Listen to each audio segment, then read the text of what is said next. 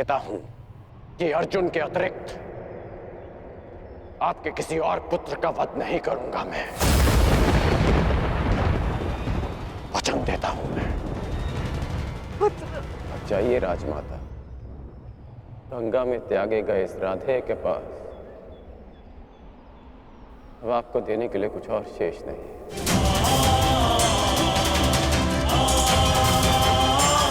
बड़ी बात।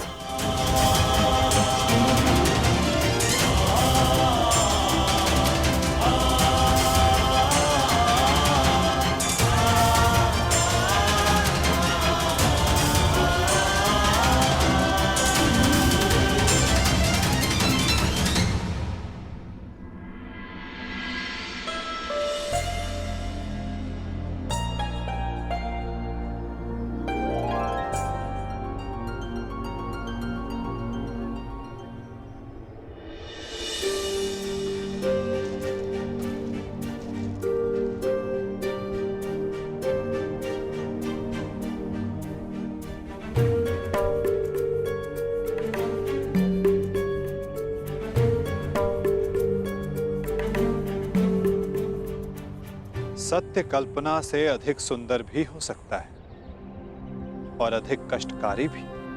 मैं जानता था परंतु मैं ये कभी नहीं चाहता था कि तुम इस कष्ट को सहो। अगर आप ऐसा नहीं चाहते तो ऐसा नहीं होता केशव। एक बात मैं समझ चुका हूं कि इस सृष्टि में सब आप ही की इच्छा से होता है, आप ही के अनुसार होता है, ठीक वैसे ही जैसा आप चाहते हैं। पीड़ा केवल कष्ट नहीं देती मित्र, पीड़ा कभी कभी हमें उचित मार्ग चुनने में हमारी सहायता भी करती है। एक पीड़ा कभी कभी हमारे अन्य कष्टों का निवारण भी करती है। कर्ण,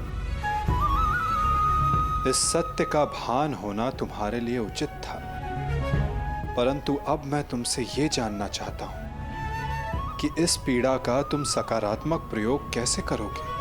जिस सत्य ने मेरे जीवन को, मेरे विश्वास को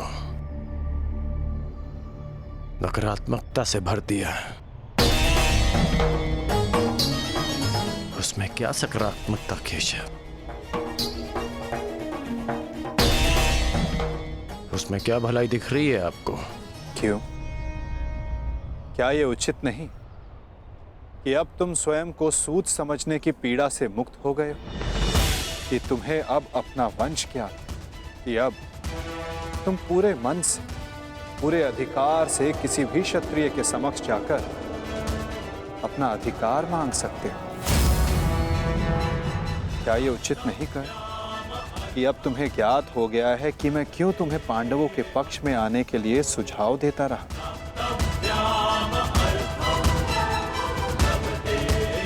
एक सत्य संसार बदल सकता है और अब तुम्हारा संसार बदल चुका है मित्र। तो क्या ये श्रेष्ठ नहीं कि तुम अपना पक्ष और निर्णय दोनों बदल दो? तुम सबसे ज्येष्ठ कौन्तेय होकर अर्जुन, भीम, युधिष्ठिर, इन सबसे ज्येष्ठ, और मुझे ये मानने में कोई संकोच नहीं कि तुम अर्जुन से अधिक श्रेष्ठ हो। परंतु ये दो शक्तियां, ये दो भाई विपक्ष में क्यों मित्र? यदि तुम और अर्जुन एक पक्ष में हो गए तो सृष्टि की कोई भी शक्ति तुम दोनों के समक्ष छोटी पड़ जाएगी।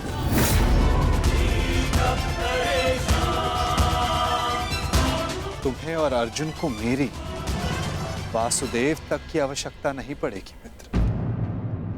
युधिष्ठिर तुम्हारा अनुज होगा और बाकी शेष पांडव भी।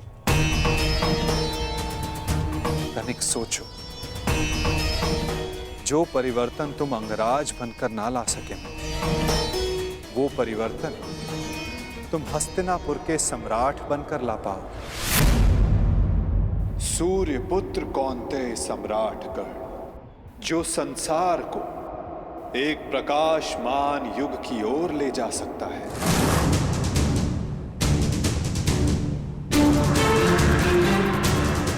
मैं केवल तुम्हारे भविष्य की बात नहीं कर रहा हूं कर्ण, मैं उस भविष्य की बात कर रहा हूं जिसकी हस्तिनापुर को आवश्यकता है, इस संसार को, इस मानवता को आवश्यकता है। और यही सबके हित में है मित्र।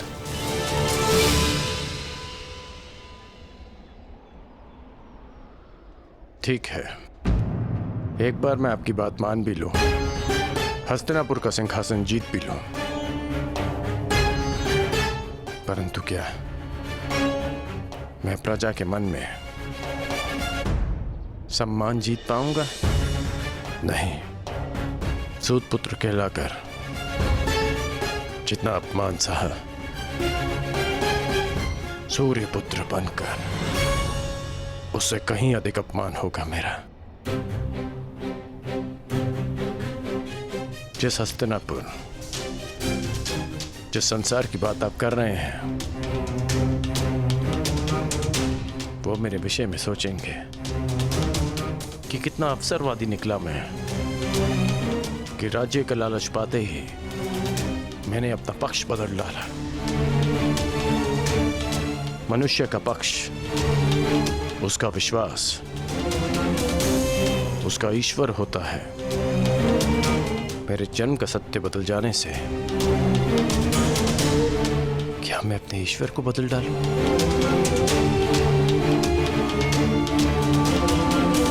और अर्जुन, क्या ये उस महान धनुर्धारी का अपमान नहीं होगा?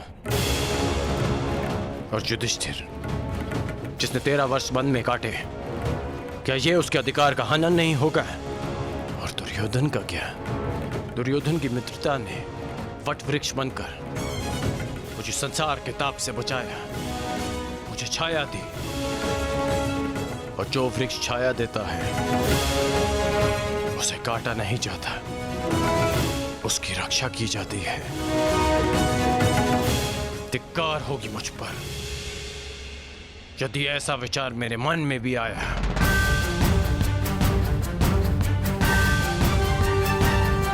मैंने आपसे पहले भी कहा है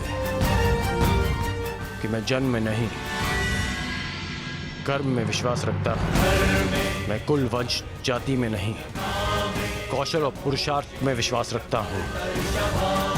जब मेरी जन्म माता ने मुझे त्यागा तो एक सूत ने मुझे पाल पोस के बड़ा किया। जब कुल और वंश ने मुझे फेंक दिया तब मेरे कौशल ने मुझे उभारा। जब मेरे संबंधियों ने मुझे पहचानने से अस्वीकार कर दिया तब दुर्योधन की मित्रता ने मुझे संभाला। सच कहूं तो आज मैं पहले से भी कहीं अधिक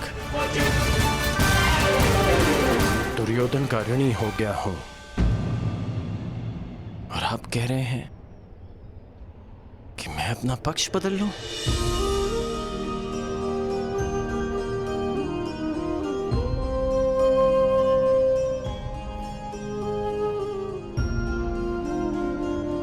मैं अभिभूत हुआ तुम्हारे इन वचनों से कर्ण, परंतु मेरी इच्छा सदा यही है कि तुम मेरे साथ रहो और मैं तुम्हारे।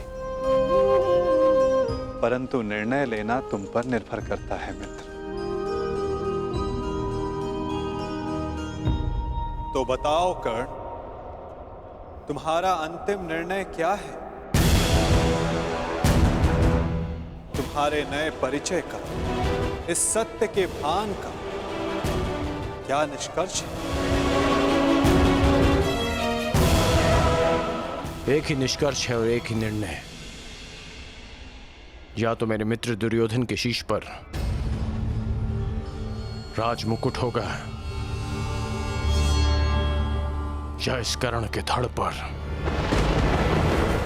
शीश ही नहीं होगा।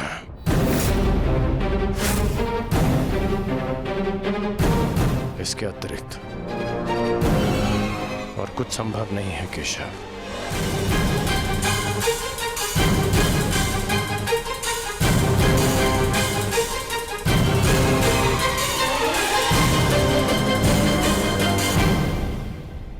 आपसे एक विनती है केशव कि मेरी जन्म कथा गुप्त रखिएगा। यदि युधिष्ठिर को इसका ज्ञान हुआ तो वो सिंहासन को ठुकरा देगा, और यदि उसने साम्राज्य मुझे सौंप दिया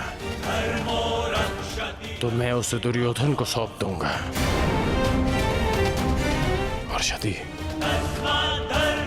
समाज को इसका भान हो गया तो वो माता कुंती को ठुकरा देंगे। इसलिए यह सत्य हमारे मध्य ही रहे,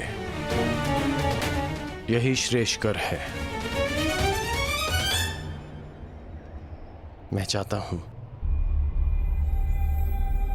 कि आप मेरी मृत्यु तक मुझे राधे कहकर पुकारें, कौनते ही नहीं।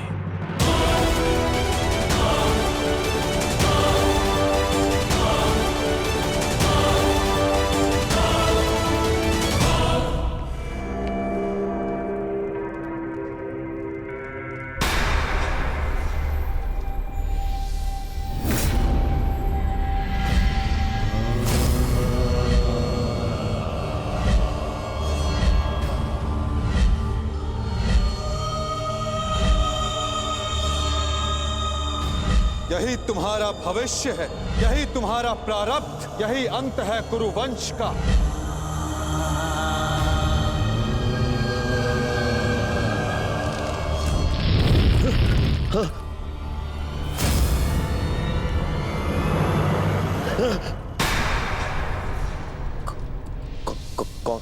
कौन है आप? है? ये क्या कह रहे हो दुर्योधन? मामा हूँ, मामा। नहीं नहीं, ये कौन है आप मुझसे ये प्रश्न करने वाले?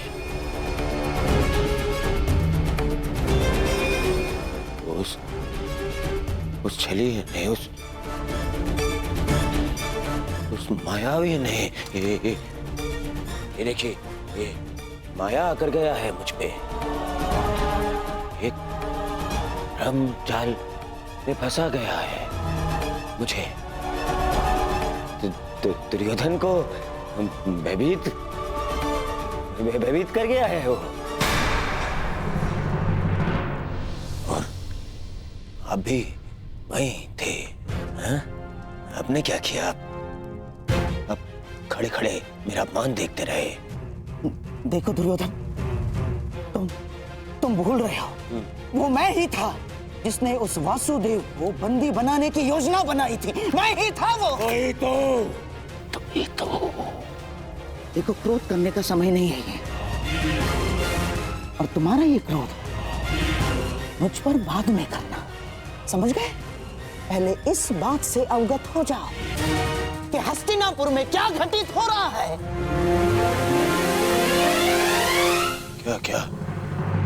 क्या घटित हो रहा है हस्तिनापुर में? वही तो मैं तुम्हें कब से बताने का प्रयास कर रहा हूं, परंतु तुम हो कि सुन ही नहीं रहे हो। तुम्हें कदाचित अनुमान नहीं है कि तुम्हारा परम मित्र कर्ण तुम्हारे नाक के नीचे क्या कर रहा है। क्या कर रहा है मेरा मित्र? जब तुम उस वासुदेव के माया के भ्रम के पश्चात स्वयं को संभालने का प्रयास कर रहे थे, तब सभा से वासुदेव के साथ कर्ण ने भी प्रस्थान किया था। दुर्योधन, दोनों साथ थे। दोनों साथ थे। हाँ, और केवल इतना ही नहीं दुर्योधन, तुम्हारे शत्रुओं की माता कुंती के साथ तुम्हारे परम मित्र कर्ण ने बहुत समय व्यतीत किया। बहुत। कहीं ऐसा तो नहीं दुर्योधन कि उस छलिए वासुदेव की माया में फंसकर कर्ण पांडवों के पक्ष में? ऐसा हो सकता है ना दुर्योधन? नहीं, ऐसा नहीं हो सकता। ना, हो सकता है। नहीं, मुझे ये कर्ण से मिलना है। इसे शाल मिलना है कर्ण से।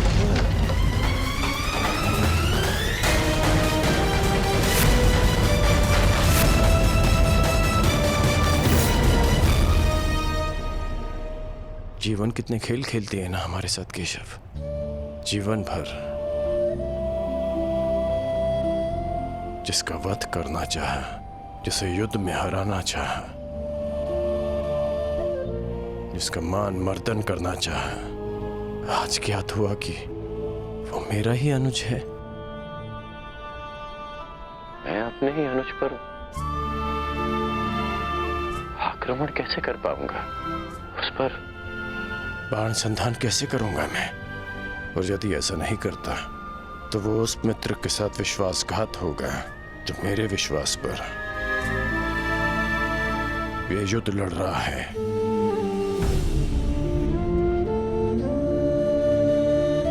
क्यों नियति हमारे साथ ऐसा खेल खेलती है?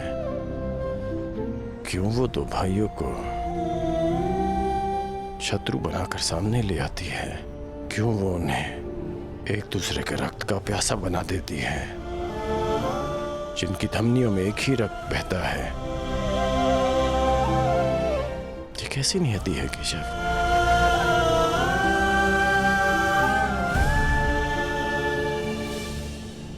ये नियति नहीं मित्र, ये चुनौती है, ये एक परीक्षा है, या ये कहो स्वयं को सिद्ध करने का अवसर है।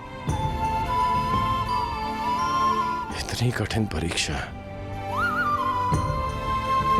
इतनी कठोर चुनौती, इतना पीड़ादायक अवसर। मनुष्य अपनी परीक्षा नहीं चुनता कर्ण, ये परीक्षा है जो स्वयं अपना पात्र चुनती है। ये चुनौती है जो परखने के लिए स्वयं अपना पात्र चुनती है कवचधारी वीर। माटी के तट नदी की धीमी धारा के किनारे होते हैं और कठोर पाषाण को नदी के वेग से लड़ना होता है।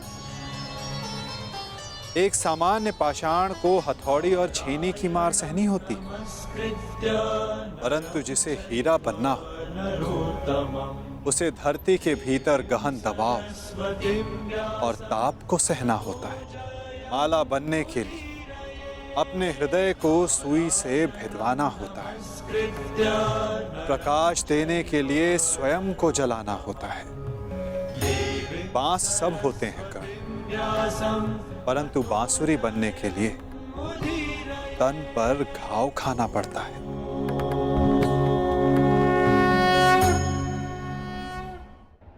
जिनके उत्तरदायित्व बड़े हों उनके समक्ष सामान्य प्रश्न नहीं आते कर्ण।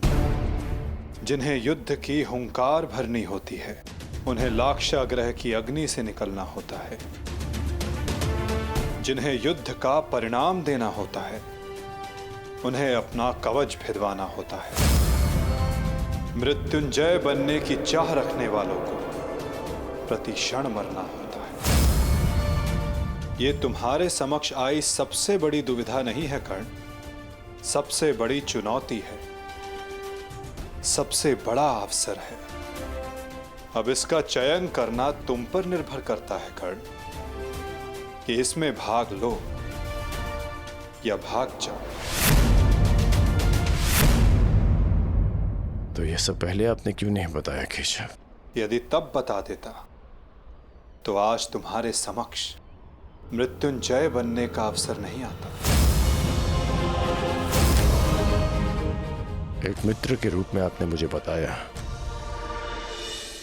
कि मुझे क्या चुनना चाहिए, परंतु आज मैंने सभा में उस कृष्ण को देखा जो भूत भविष्य वर्तमान सब है, जिनसे परे कुछ नहीं, जिन्हें सब कुछ ज्ञात है। तो आपको ये भी अवश्य ज्ञात होगा केशव कि आपका ये मित्र कठिनाइयों से कभी नहीं भागता, सदैव उनका सामना करता है। अब कदाचित हमारी भेंट युद्ध भूमि में होगी।